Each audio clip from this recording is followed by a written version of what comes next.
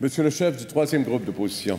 Monsieur le Président, il est difficile de rendre hommage à Serge Bouchard à la hauteur de ce que lui était en mesure de faire.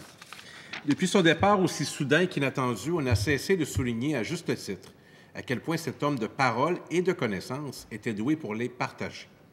Quiconque s'intéresse un tant soit peu à l'histoire et au parcours de notre peuple s'est déjà arrêté pour écouter Serge Bouchard. Avec ses mots, avec sa voix si distinctive, toute anecdote prenait des allures d'épopée. C'est que pour lui, il n'y avait pas d'événement ou de personnage banal. Notre vie d'aujourd'hui s'expliquait par les 1001 détours qu'avaient pris nos ancêtres. Et chacun de ces chemins avait une valeur inestimable, était irremplaçable. Toute sa vie, il a voulu nous faire prendre conscience du fait que les Québécois formaient un grand peuple. Un peuple qui a gagné l'Ouest, qui a fondé de grandes villes au Sud, qui a une influence déterminante partout sur le continent. Serge Bouchard a également mené le combat pour une meilleure connaissance entre les peuples, notamment entre nous, Américains francophones et les peuples autochtones, chacun des peuples autochtones.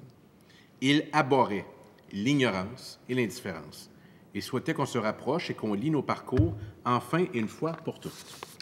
Il disait que nous étions tous, de toute façon, métissés jusqu'à l'os, destinés, en quelque sorte, à partager cet immense territoire, motivé et inspiré par un nationalisme renouvelé.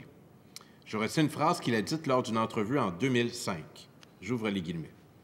Aujourd'hui, le nationalisme québécois évolue et les portes sont plus grandes ouvertes. Le Québec est la province canadienne la plus avancée dans le dialogue avec les Premières Nations.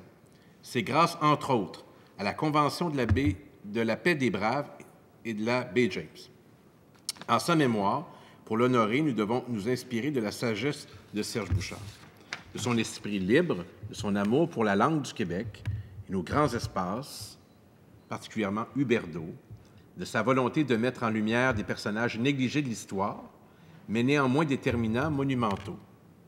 Je m'en voudrais de ne pas témoigner de son amour sincère pour les camionneurs, qu'il a magnifié, s'est intéressé au camionnage et c'était beau à entendre. C'était magnifique. Ça l'est toujours d'ailleurs. Je tiens à témoigner au nom de mes collègues du Parti québécois ma profonde sympathie à tous ses proches. Serge Bouchard nous manquera à tous. Je m'engage à continuer à lutter pour qu'enfin nous assistions, fiers et conscients de notre valeur, à notre rendez-vous avec l'histoire, à notre rendez-vous avec notre identité nord-américaine riche et unique qui détermine notre vision du monde. Serge Bouchard a été une personne déterminante pour bien des Québécois. Il n'est pas trop tard pour découvrir ou redécouvrir son œuvre. Elle lui survivra. Merci, Monsieur le Président.